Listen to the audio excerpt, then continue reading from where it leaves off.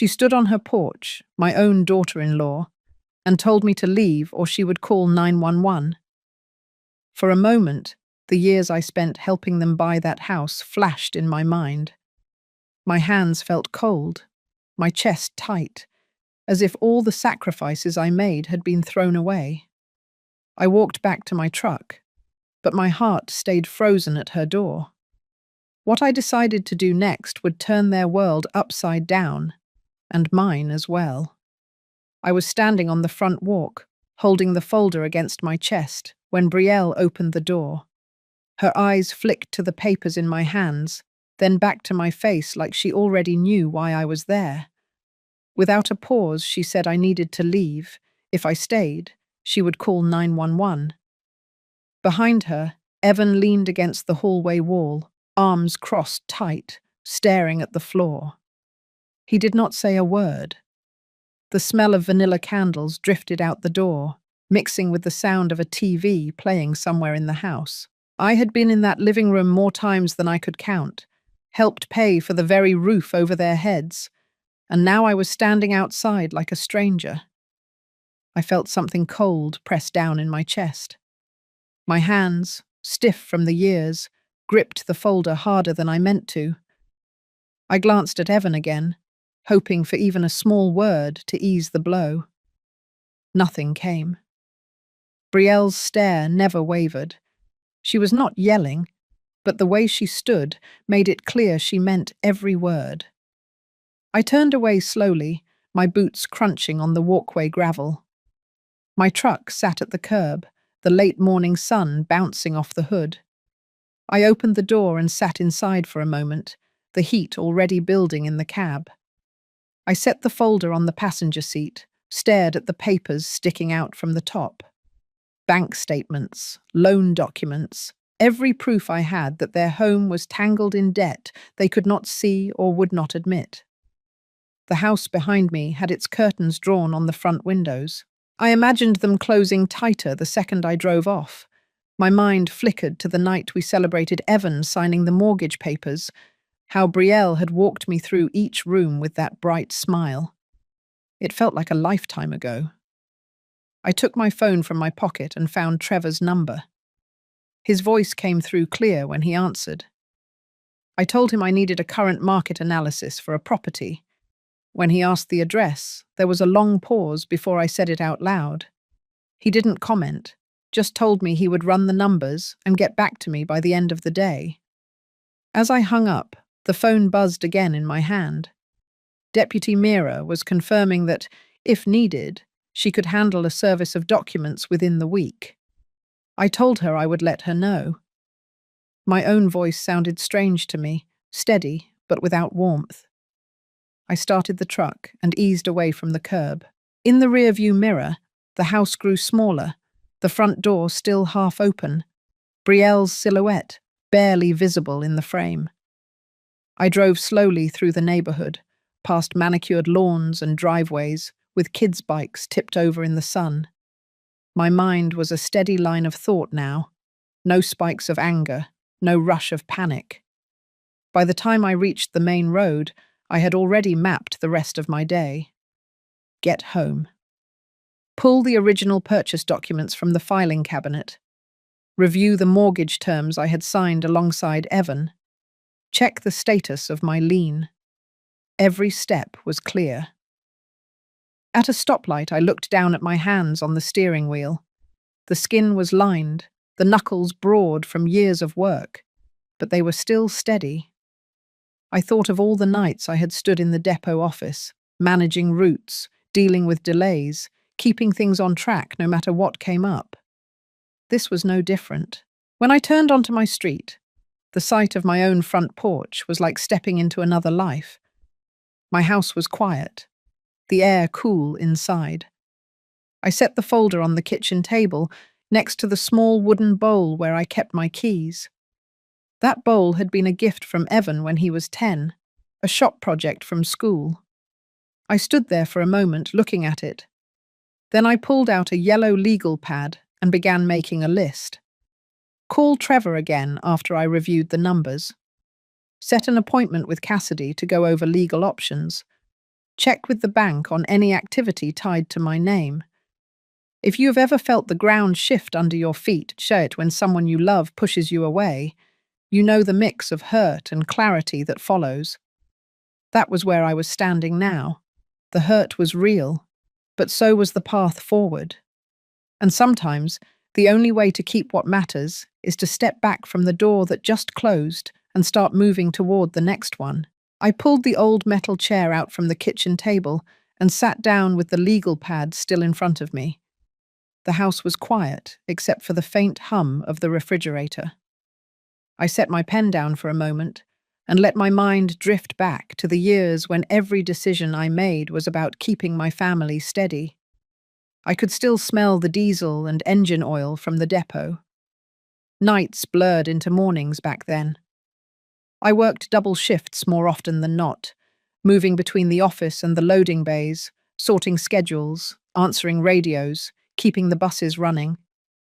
My hands were always rough, my back tight from leaning over desks and hauling boxes of parts when we were short on staff. When my wife passed, I told myself I would not let the life we built slip through Evan's fingers. I kept working long after I could have retired. Every dollar I saved had a purpose. The biggest part came from the life insurance. $90,000 sitting in my account, waiting for the right moment.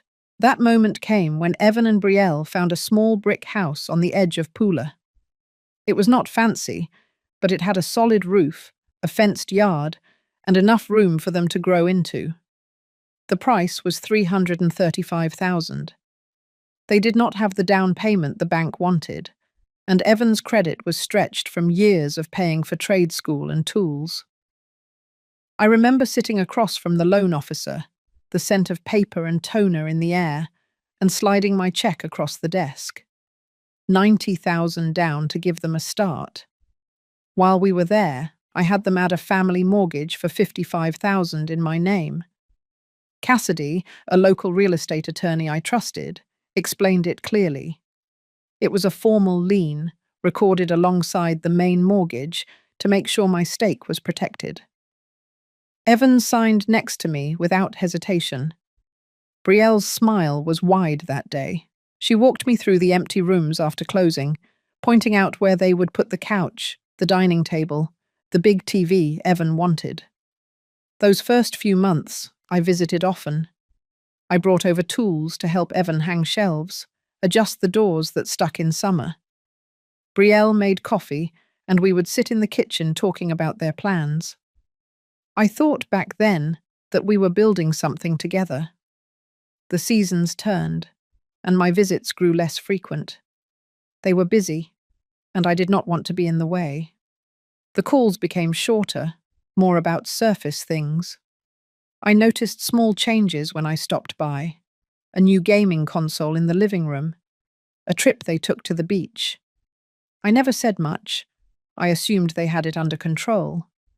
It was Henrietta, my neighbour, who brought me pie one evening and asked if I had been over lately. She was gentle about it, but she had noticed how quickly they seemed to be buying things. She told me to keep an eye on my own footing. Her words stayed with me, even if I did not act on them right away. Now, sitting at my table, I realized just how far things had shifted without me seeing it. I pulled the file from the cabinet. Inside were copies of the purchase documents, the mortgage statement from last quarter, and the original lien papers Cassidy had drawn up. The ink of our signatures was still sharp. I could remember the weight I felt lifting when the loan officer stamped everything as complete. Back then, the worry I carried was that Evan might struggle to make the monthly payments. I never considered the possibility that someone would treat the house as a line of credit to drain. The last time I had been inside before this morning was over the holidays. The rooms were full of noise, the table crowded with food. Brielle barely spoke to me, but I told myself she was just tired from hosting. I gave them both envelopes with gift cards, trying to keep the connection alive. I had no idea then how deep into trouble they were.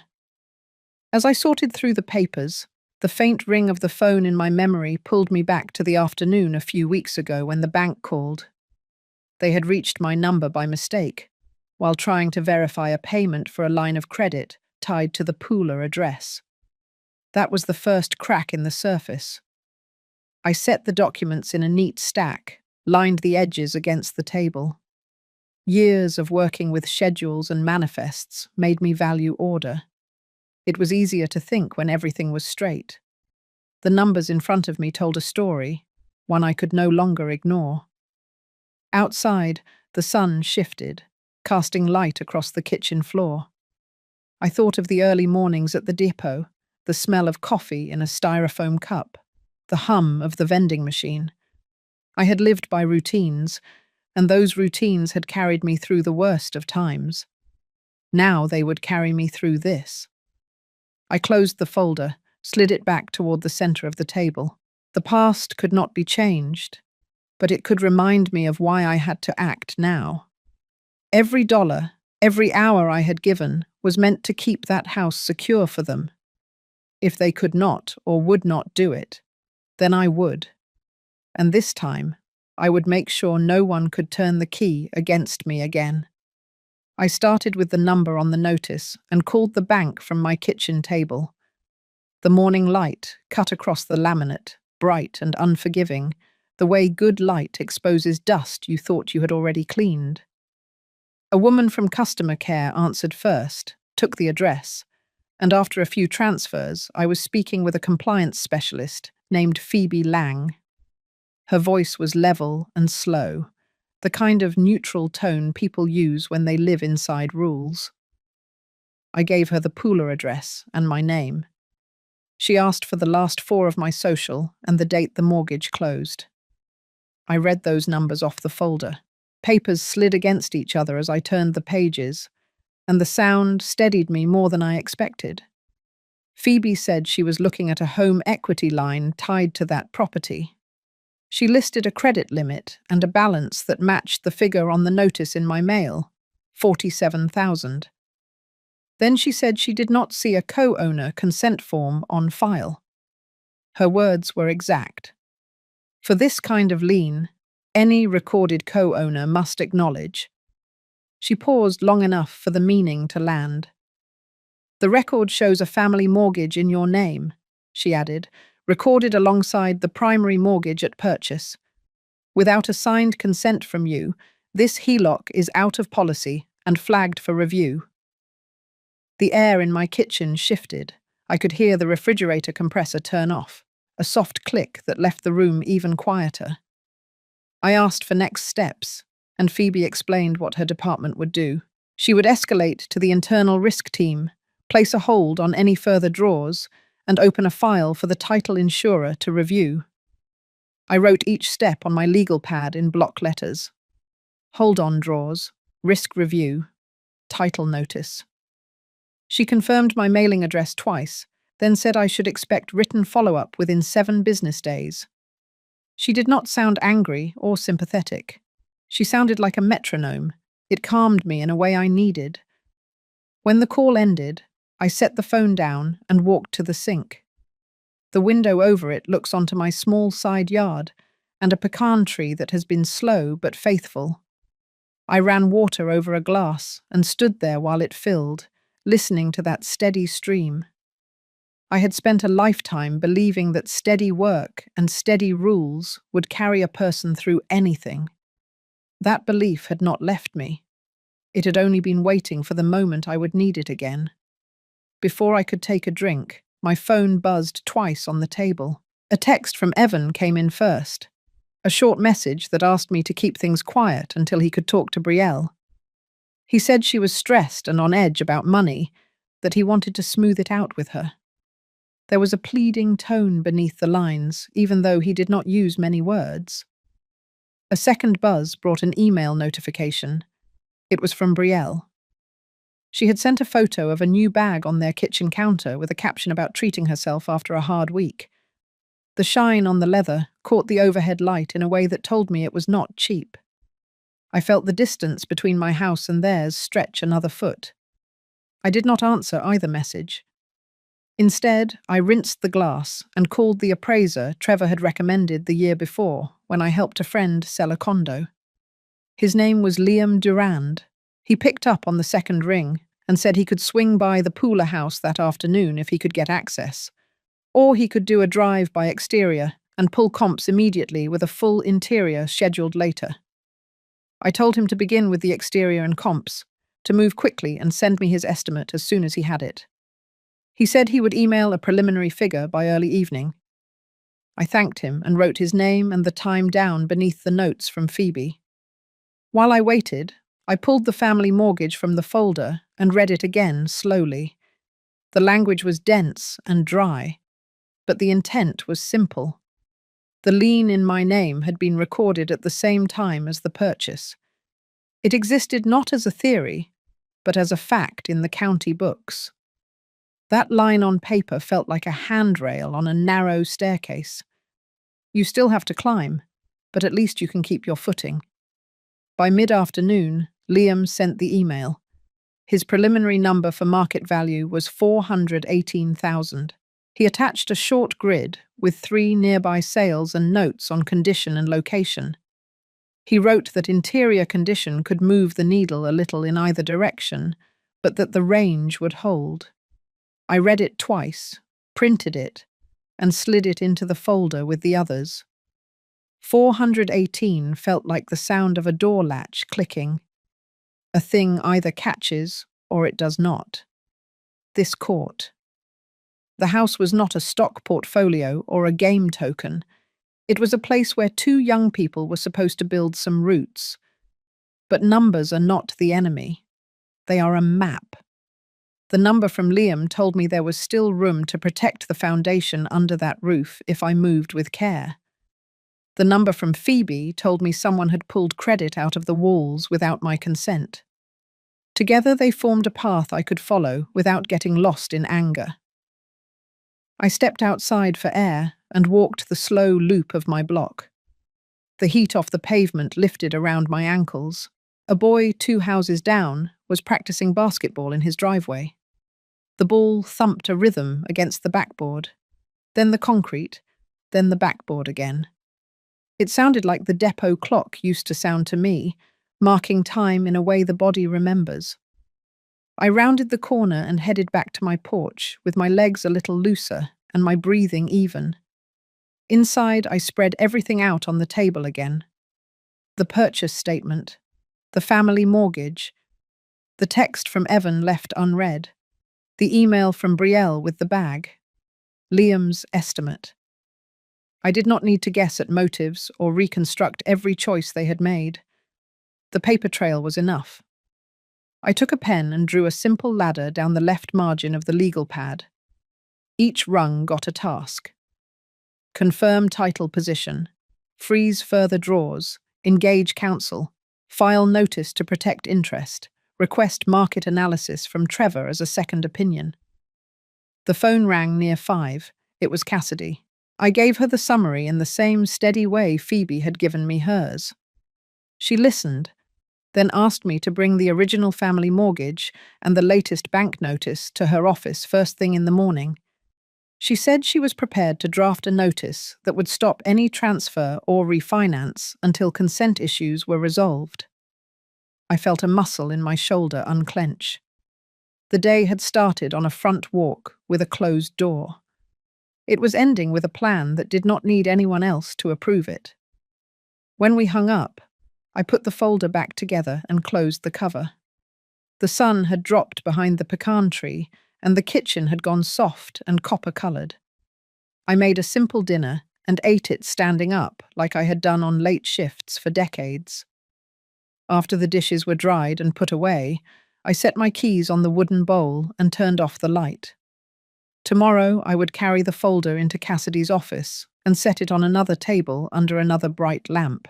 Tonight I let the house settle around me and trusted the small sounds it made. Some things hold even when the ground feels like it is moving.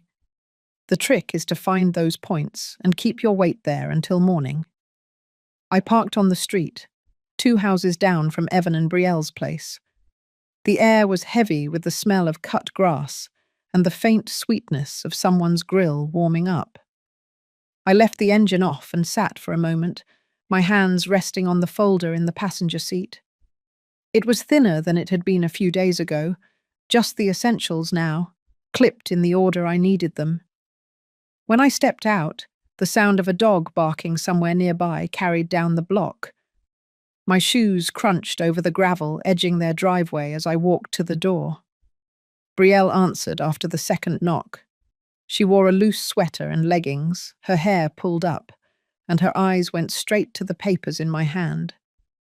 I told her we needed to talk. She moved aside just enough for me to step into the kitchen. The smell of brewed coffee hung in the air, mixing with something faintly metallic, like a pan just taken off the stove. Evan was sitting at the small table near the back window, a mug in front of him, both hands wrapped around it. He looked up briefly, then down again. I set the folder on the counter and opened it to the top document, a copy of the home equity line statement. The balance was printed in bold at the top. I slid it across to where Brielle could see it. She glanced down, then back up at me. Her face did not change much, but there was a small tightening around her mouth. "This is tied to your house," I said. "It was opened without my consent." I had her look at the date, the account number, and the absence of my signature on the consent line. I turned the page to the next document, the recorded family mortgage, with my name and Evan's side by side. She crossed her arms and leaned against the doorway to the hall. "That does not prove anything," she said. "You have never liked me. You just want to cause trouble." Evan shifted in his chair, his eyes moving between us, but not settling anywhere. I told her the bank had already flagged the account for review, that further draws were frozen, and that the title insurer would be looking at the lien position. She pushed the papers back toward me, the edges of the pages curling slightly under her fingers. "You are blowing this out of proportion," she said. "We make our payments. The house is fine." I took a slow breath. "Payments are fine until they are not," I said. "You have other credit lines against this place, and they all take from the same well." I reached into the folder and pulled out the statement for the second mortgage. I set it next to the HELOC statement. Side by side, the numbers told their own story. Her eyes flicked over the figures, but she did not reach for the papers. Instead, she stepped to the counter, poured herself coffee, and stirred it slowly. Evan had not spoken yet, so I looked at him and asked if he had known about the HELOC. His shoulders lifted and dropped in a small motion, more like a sigh than an answer. "We needed it for some things," he said finally, still looking down at his mug. "It was easier to do it that way." "Without telling me," I said. "Without considering that my name is on the title." Brielle set her cup down with a small clink. "You put your name there to control us," she said. "That was never about helping." I did not answer her right away. Instead, I gathered the papers back into a neat stack, tapping the edges against the counter. Years of working with manifests and timetables had made me value clean edges, even in moments like this. I slipped the documents back into the folder and closed it. "I came here to show you what I found," I said, "and to give you a chance to talk about it. You have made it clear where you stand." Brielle picked up her coffee again and leaned against the counter, eyes fixed on the window over the sink. Evan's hands tightened on his mug, the skin over his knuckles pale. I could see the weight of the moment in the slope of his shoulders, but he said nothing more. I took the folder under my arm and walked toward the front door. The house felt different from when I had first stepped inside. The air seemed thicker, the sounds sharper.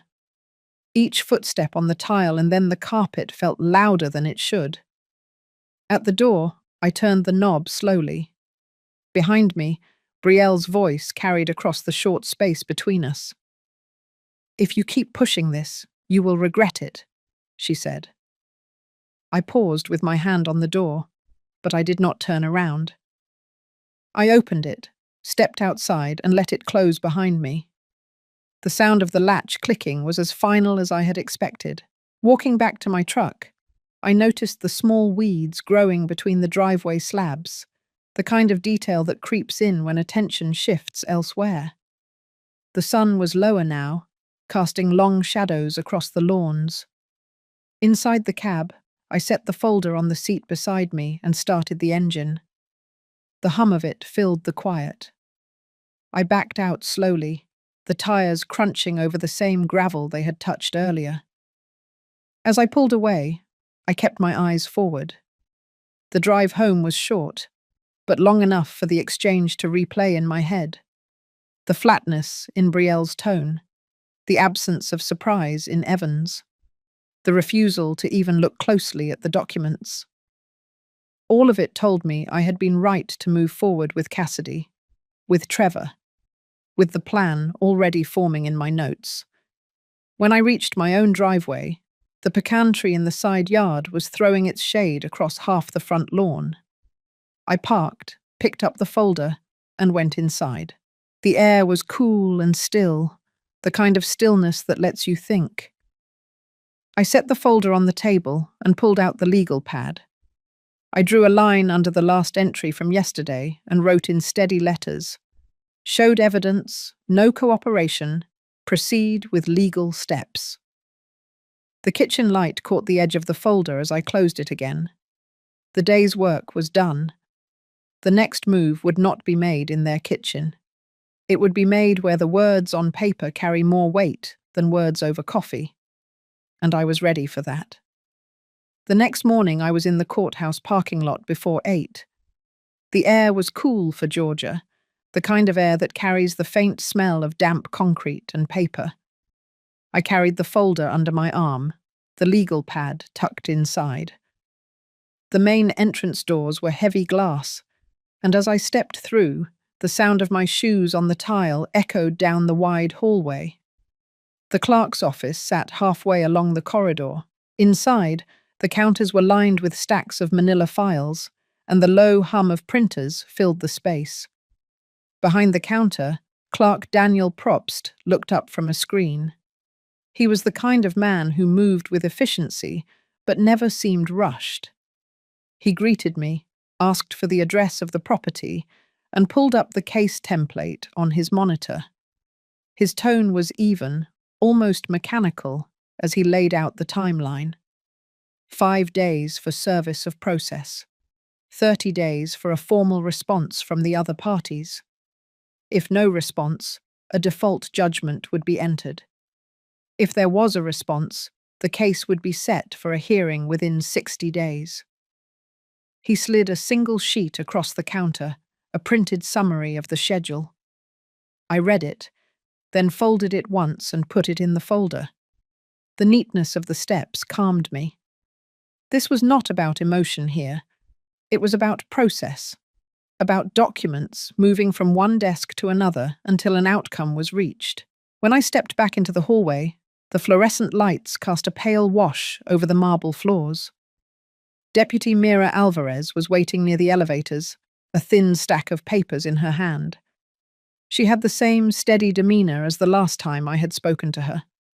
She confirmed that she could handle service on both Evan and Brielle within the week. She would deliver the documents in person and file the affidavit of service with the clerk. We walked to a quieter corner of the hallway, and she flipped through the pages to show me where the court's seal had been affixed. Her finger tapped the date at the top. "Once this is served, the clock starts," she said. Her voice carried no weight beyond the facts. That was what I needed. After leaving the courthouse, I drove across town to meet Trevor.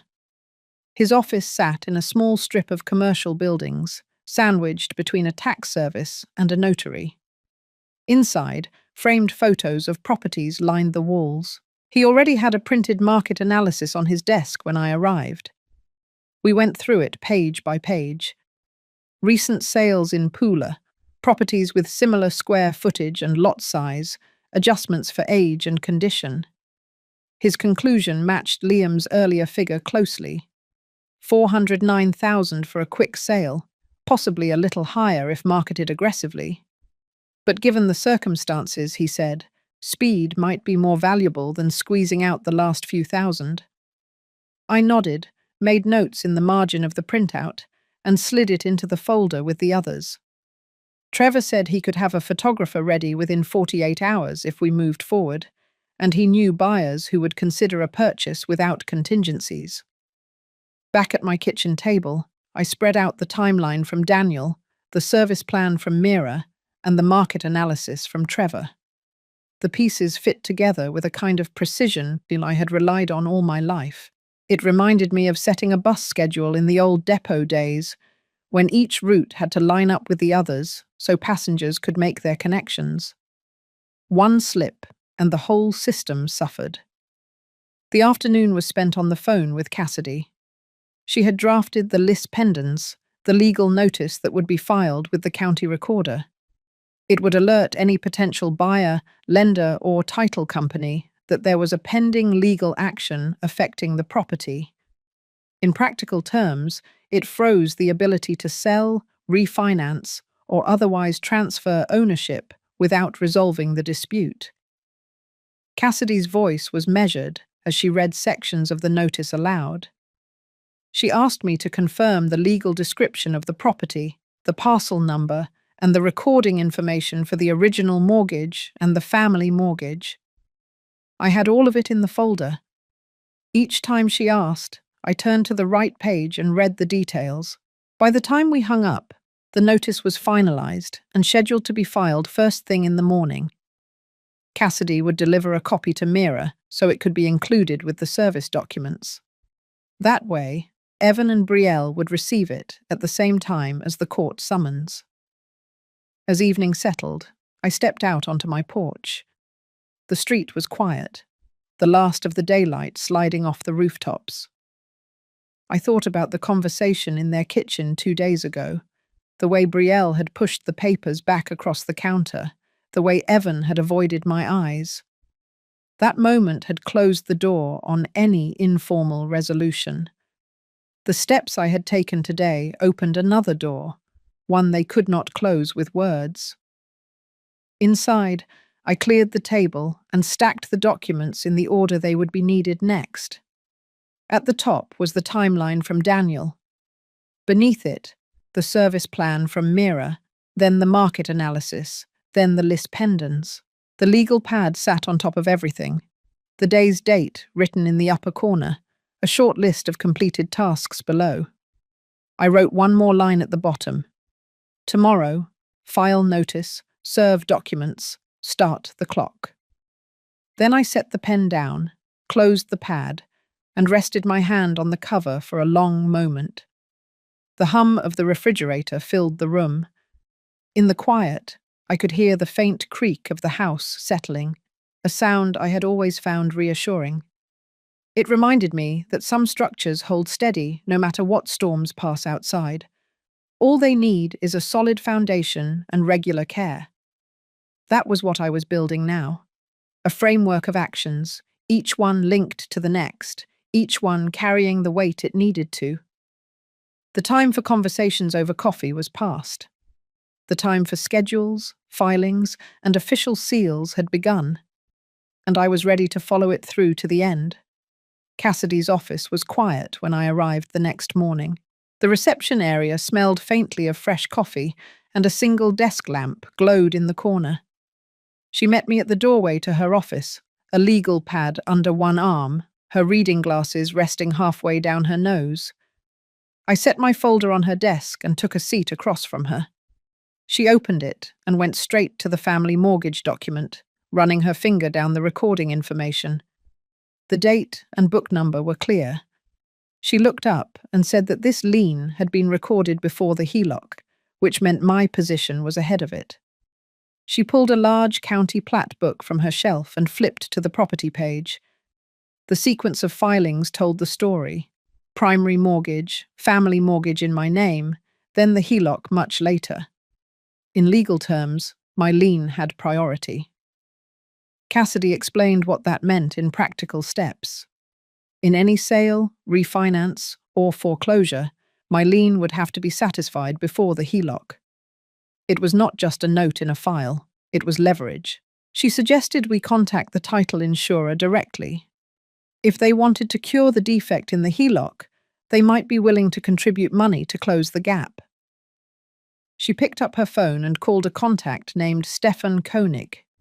She introduced herself, outlined the sequence of liens, and handed me the receiver when he asked to confirm my understanding of the situation.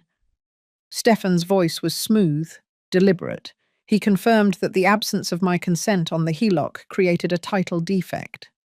To protect their client and themselves, they could offer a payment to me in exchange for waiving any claim against the title policy once the property sold. He suggested $12,500 as a cure amount. I wrote the figure in the margin of my legal pad, circled it twice. When I handed the phone back, Cassidy was already making notes. She said this cure could be folded into the closing process if we reached that stage. It would reduce the outstanding HELOC balance and simplify the path to a sale. From there, the conversation shifted to options. Cassidy outlined two parallel tracks. The first was the partition sale we had already set in motion. The second was a foreclosure on my family mortgage. Filing both would create pressure from two sides. Often, she said, the prospect of a foreclosure alongside a partition was enough to bring the other party to the table. I asked about the timing. She said the foreclosure notice could be prepared within a week. If we moved on both fronts, the legal deadlines would overlap, making it harder for them to stall. I could see the framework forming, like the old depot schedules when I would line up inbound and outbound runs so the timing locked together. Before I left, Cassidy advised I keep all communication with Evan and Brielle to a minimum. Let the filings speak. Every word I said to them now could be used to distract or delay. I understood. This was no longer a matter of persuading. It was about positioning. Back at home, I sat at the kitchen table and went through the notes. The priority lien, the cure payment from Stefan, the dual legal tracks. Each was a rung on the ladder I was building. I wrote them out in sequence, then checked them against the court timeline from Daniel. Everything fit without overlap or wasted motion. The phone buzzed in the afternoon. It was Trevor. He had just finished showing a property similar to Evan and Brielle's to a cash buyer. He believed this buyer might be interested if our sale went ahead quickly. I told him to keep the line warm, but not to make promises yet. A little later, I got a call from Stefan's office confirming the cure offer in writing. The email arrived within minutes, a formal letter on company letterhead, outlining the defect and the proposed payment. I printed it, slid it into the folder between the family mortgage and the HELOC statement. Seeing it there made the numbers feel less abstract. As the light faded, I thought about the day. The knowledge of the lien's priority shifted something in me. It was not just that I had rights on paper. It was that those rights were backed by a sequence of dates and filings no one could rewrite. In all my years, I had learned that the order of things matters. In a depot, you cannot send a bus out before the passengers arrive. In property, you cannot skip over a recorded lien just because it is inconvenient. I walked out to the porch with a cup of coffee, the evening air cooler now. The street was quiet except for the hum of a lawnmower 2 houses down. I let the stillness settle before going back inside. On the table, the folder waited, its contents in perfect order. At the top was the family mortgage, beneath it the cure letter, then the HELOC statement, then the market analysis. These were no longer just pieces of paper. They were tools, and like any tools, they needed to be used at the right moment, in the right sequence, to get the job done. Tomorrow would bring the next set of filings. For tonight, it was enough to know the foundation was stronger than I had thought. And in any fight over a structure, the one with the better foundation usually wins. 2 mornings after my meeting with Cassidy, the for sale sign went up in front of Evan and Brielle's house. Trevor had arranged it, and the metal post was set deep in the ground, the white panel swinging lightly in the early breeze. A smaller red strip read, "By appointment only." The photographer was due that afternoon, but Trevor said he already had buyers lined up to see the listing the moment it went live. I drove by without stopping, slowing enough to take in the quiet of the street. A delivery van was parked 2 houses down. A neighbor was out with his dog, glancing from the sign to the house. Even without words, curiosity travels fast in neighborhoods like this. Back at my own kitchen table, I opened the folder and laid out the documents in sequence again. Priority lien, cure payment offer, market analysis, lease pendants, court timeline. They formed a map that pointed in one direction. The pieces were no longer just potential moves, they were already in motion. By midday, Trevor called to say the first 2 showings had been scheduled for later in the week. One was a young couple moving from out of state, the other an investor group looking for rental properties in Pula. Both were cash buyers. The news was still on my mind when my phone lit up with Evan's name. Against my better judgment, I answered. His voice was quieter than usual, carrying a weight I recognized from years of hearing men talk when they were holding something back. He asked if I could meet him behind his shop during his lunch break. I drove over, pulling into the gravel lot. He was leaning against the back wall, hands in his pockets, head down. When I got out of the truck, he looked up, and for a moment the guarded expression I had seen in their kitchen was gone. He told me he had done something he was not proud of. A few weeks ago, before I learned about the HELOC, he had pawned his wedding ring to cover one of Brielle's credit card bills. He had not told her yet. He said it felt like the only way to keep her from taking another draw against the house. His voice was flat, not defensive, just tired. I listened without interrupting. When he finished, I told him I understood the instinct to protect what mattered, even if the method was flawed. But I also told him that protection built on silence was a temporary fix at best. He nodded, eyes fixed on the gravel between his boots. When I left, I thought about that ring, not its value, but what it represented. It was another sign of how far the ground had shifted under them, and how desperation had replaced planning. It made me even more certain that the course we were on was the only one left. Later that afternoon, I received an email from Cassidy. Attached was a copy of the official service affidavit from Mira. Both Evan and Brielle had been served with the summons, the lis pendens, and the supporting documents. The clock was now ticking. They had 30 days to respond. That same evening, Phoebe from the bank sent a brief update. The HELOC account was still frozen, and the title insurer had confirmed receipt of the cure agreement. The numbers were holding. 2 days later, Trevor called again. He had a new buyer inquiry from another investor, also cash. The listing had only been live for a day, but the combination of location and price point was drawing quick interest. He said the market was leaning in our favor, and that speed might be our strongest ally now. The activity around the sale was one side of the story. The other was the reaction it stirred. Word must have reached Brielle quickly after the sign went up. That Friday evening, I saw her car parked outside Trevor's office when I drove past on my way home. Through the window, I could see her leaning across the desk, her hands moving sharply as she spoke. Trevor caught sight of me through the glass, but gave no sign, keeping his focus on her. The next morning, he called to tell me she had tried to persuade him to take down the sign, saying they had a private buyer lined up. He had reminded her of the lis pendens, the court action, and that no sale could proceed without my consent as co-owner. He said she left quickly after that. The resistance did not surprise me. In fact, I had been expecting it. What mattered was that the systems in place held firm. The legal filings, the notices, the recorded liens. They left no room for maneuvering outside the process. On Sunday, I received a brief voicemail from Evan. He said he had told Brielle about pawning the ring. There was no shouting in the background, no slammed doors, just his voice, quiet again. He ended the message by saying he would keep attending the meetings Nadine had connected him with.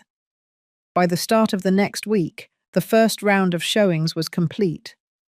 Trevor reported that both the out-of-state couple and the investor group were interested, with the investors likely to make an offer first. The investor group wanted a quick closing which fit our timeline perfectly.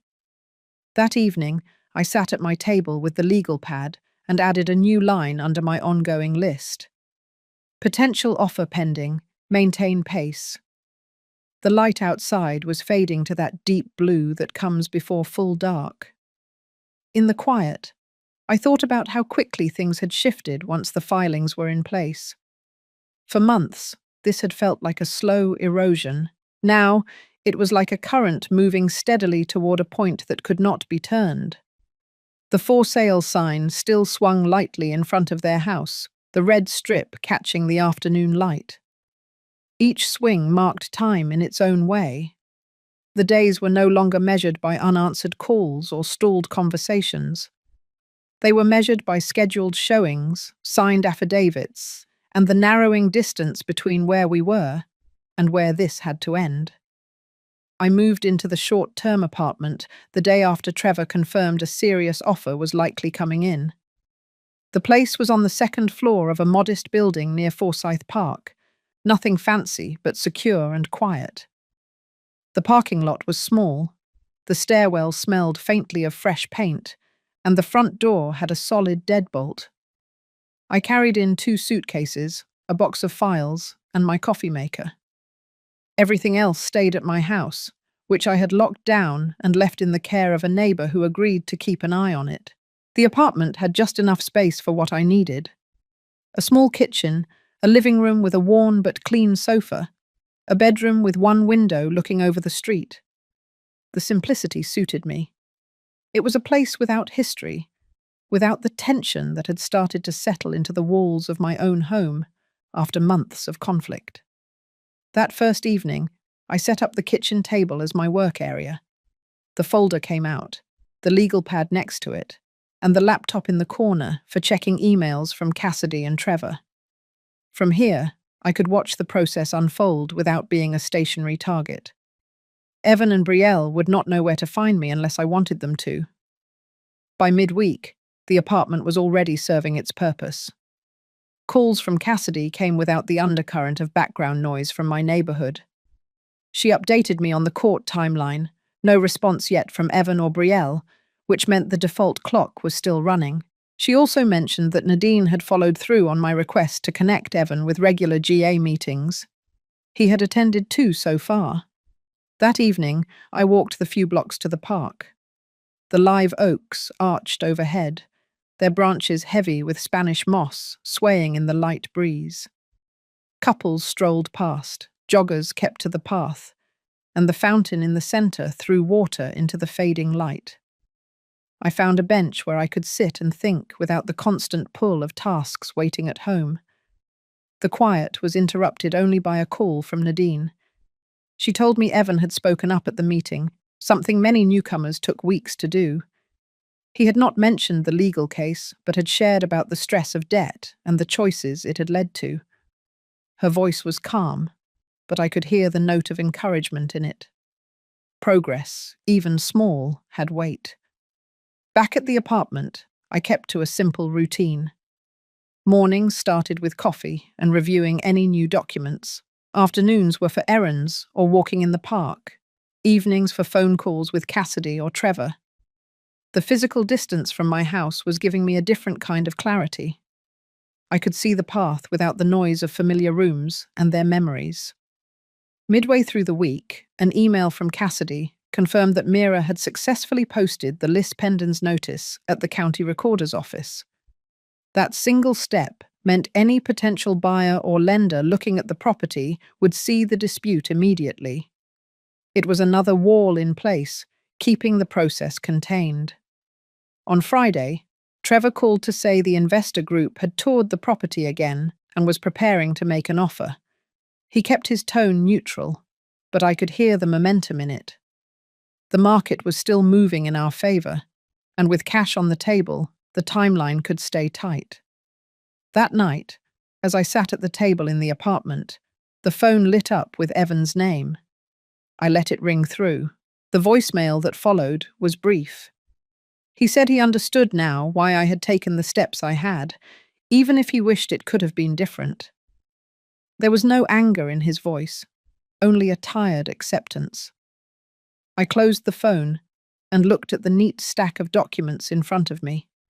Each page represented a deliberate move, each one necessary to reach this point. From the first conversation with Phoebe to the cure letter from Stefan, from the market analysis to the court filings, the structure was holding. The next morning, I woke early, brewed coffee, and stood by the window looking down at the empty street. The apartment was still, the kind of stillness that feels like a held breath. I knew the next phase was close, once the offer came in and the court's deadlines passed. The shape of the outcome would be clear. Until then, I would keep my place here, above the street, out of reach from the noise and urgency of the other side. The distance was not just physical, it was the space needed to let the plan work without interference.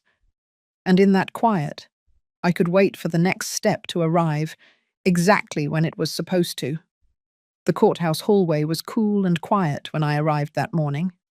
I carried the same folder I had been adding to for weeks, its edges worn from being opened and closed so many times. Cassidy was already waiting outside the assigned courtroom, her own file in hand. She greeted me with a brief nod, then glanced at the clock. Inside, the room smelled faintly of varnished wood and old paper. The judge's bench was set high, flanked by the state flag and the stars and stripes. Evan and Brielle were seated at the table to the left, speaking in low tones. Evan's shoulders were stiff, his tie slightly crooked. Brielle sat perfectly straight, her eyes moving from me to Cassidy and back again. When the judge entered, everyone rose. The bailiff called the case, and we took our seats. Cassidy began with a clear outline of the matter before the court. She presented the family mortgage, the recorded dates, and the evidence showing my lien had priority over the HELOC. She described the lis pendens, the cure offer from the title insurer, and the current market value confirmed by multiple appraisals. Her delivery was calm and precise, each point supported by documents she handed to the clerk. When it was their turn, Brielle spoke first.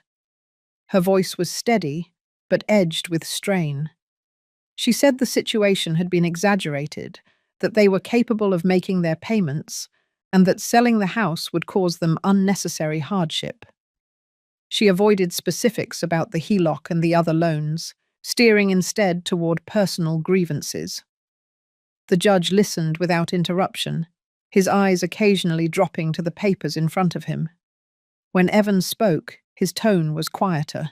He admitted there had been financial missteps, but argued that they could be corrected without losing the property. I watched him glance toward me once, then away quickly. Cassidy requested permission to respond. She pointed to the 30 days that had passed since service of the summons without a formal response from them, noting that only the impending sale had prompted this appearance. She emphasized that my position as co-owner and lien holder gave me equal authority in decisions about the property's disposition, and that the law provided clear remedies when co-owners could not agree. The judge asked for the market analysis and reviewed it for a moment.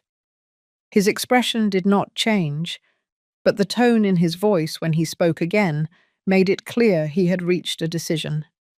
He granted the partition sale, authorized the listing to proceed under Trevor's management, and acknowledged the cure agreement as part of the final settlement terms.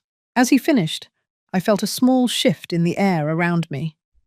It was not relief exactly, but the weight of weeks of preparation settling into place. The process was now backed by a court order. Words and arguments were no longer enough to stop it. When the hearing ended, we gathered our documents and stepped into the hallway. Evan lingered near the door, his hands in his pockets. Brielle walked ahead without looking back. Cassidy suggested we head straight to her office to coordinate the next steps. There, she went over the order in detail.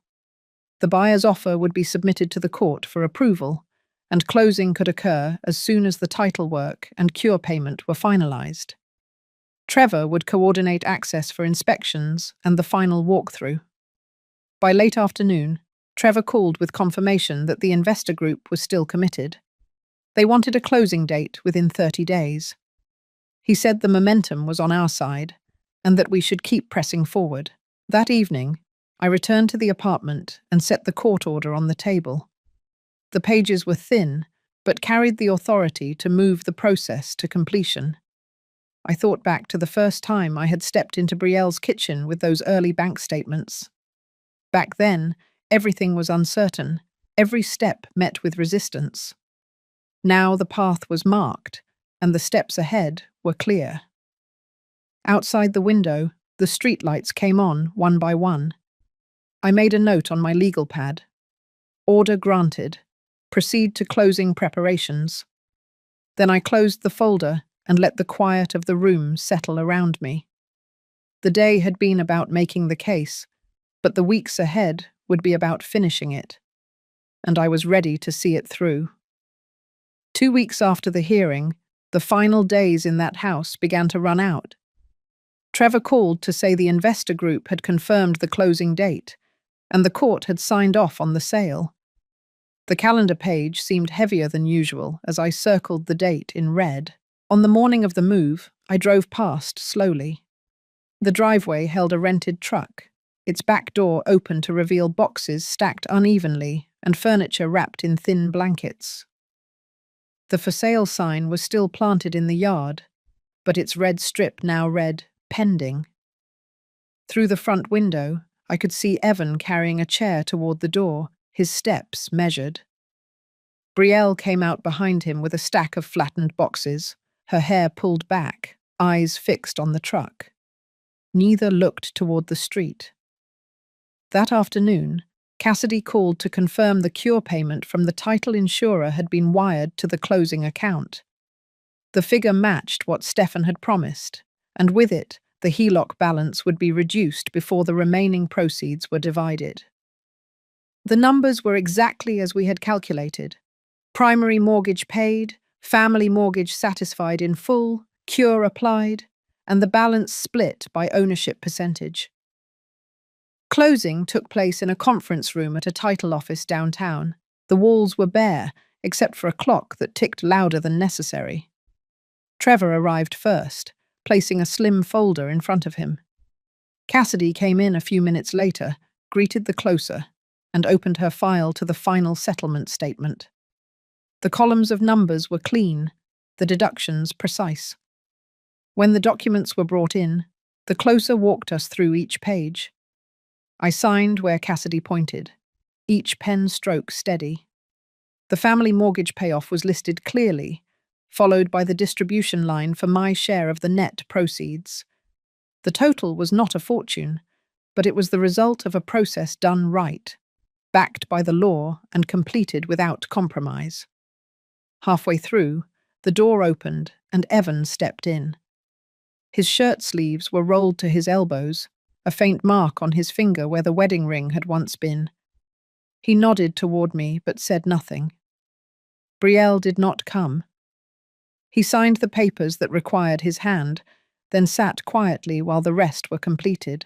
When the last document was signed, the closer gathered them into a neat stack and handed copies to each of us. The wire transfer for my portion would be completed by the end of the day. Cassidy slid my copies into the folder I had carried for months. It was lighter now, most of its purpose fulfilled. Outside, the air was cool and bright. Evan paused near the curb, his hands in his pockets. He told me they had found a smaller place on the other side of town. His voice was even, almost relieved, as if the weight of holding on to something too big had finally lifted. I wished him well, and we went our separate ways. Back at the apartment, I set the folder on the table and poured a cup of coffee. The clock on the wall marked the early afternoon, and the room was filled with a quiet that felt earned. I thought about the months behind me, the first sign of trouble in a misdialed bank call, the kitchen conversation with papers spread across the counter, the steady build of filings, deadlines, and court orders. The process had been about more than money. It had been about making sure 30 years of effort and planning were not wasted. It had been about refusing to be pushed to the edges of my own decisions.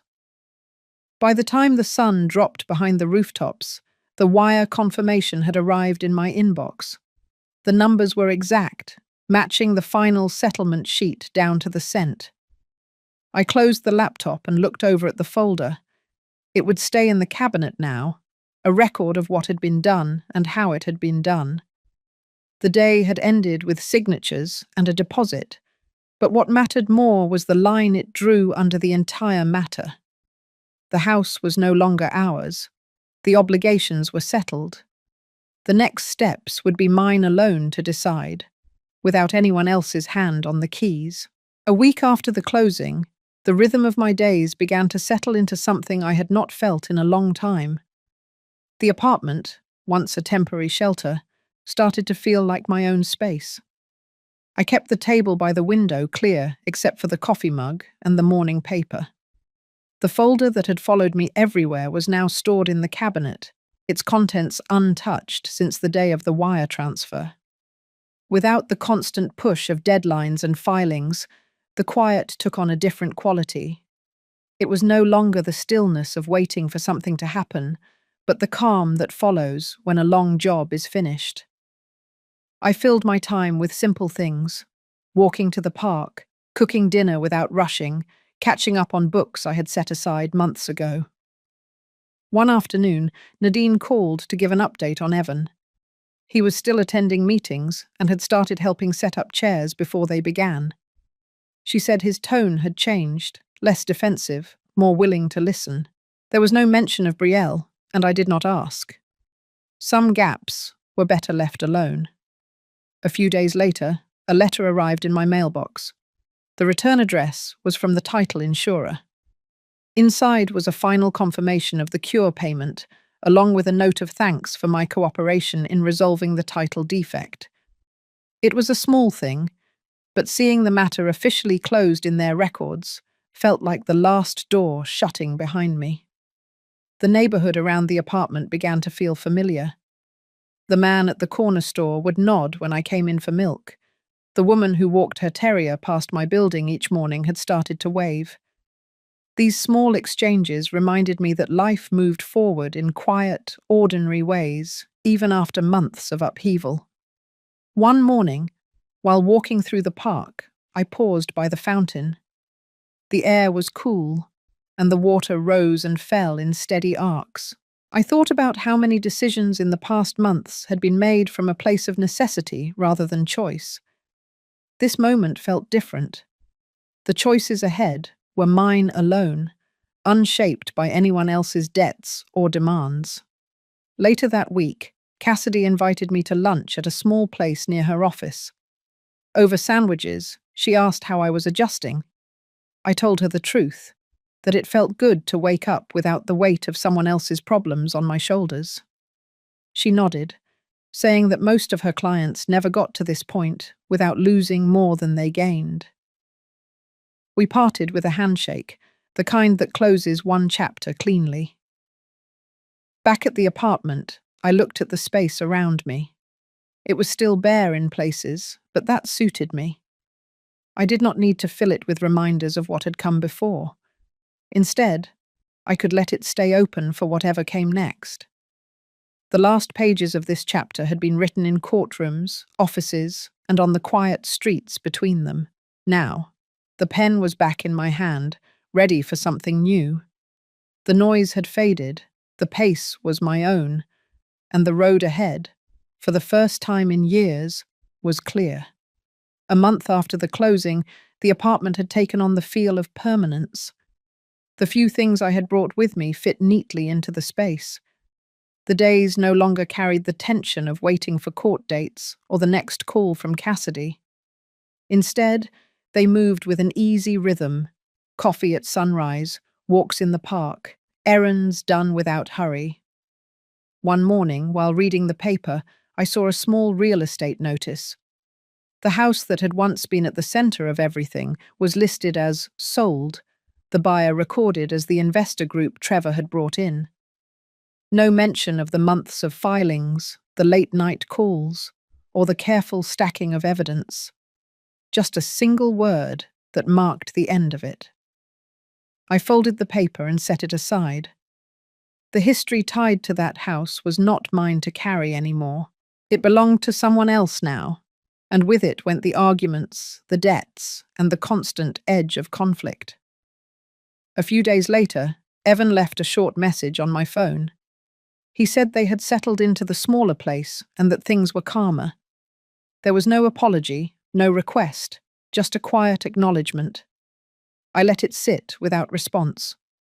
Sometimes silence was the clearest answer. The following week, Nadine and I met for coffee. She told me Evan was still attending meetings, even taking part in discussions. She didn't offer details beyond that, and I didn't ask. We talked instead about her garden, the early spring, and the way life had a way of settling into a new shape if you let it. That evening, I sat by the apartment window and watched the last light fade over the rooftops. The street below was calm, the air cool against the glass. The months behind me had been marked by conflict, strategy, and the steady defense of what was mine. Now the only thing left was the choice of how to spend the days ahead. I closed the curtain and turned off the light. The story that began with a slammed door and a warning to leave had ended here, in a quiet room, with the future unclaimed and waiting.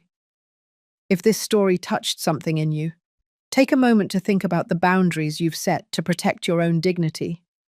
You can share this with someone who might need the strength to step away from what no longer serves them.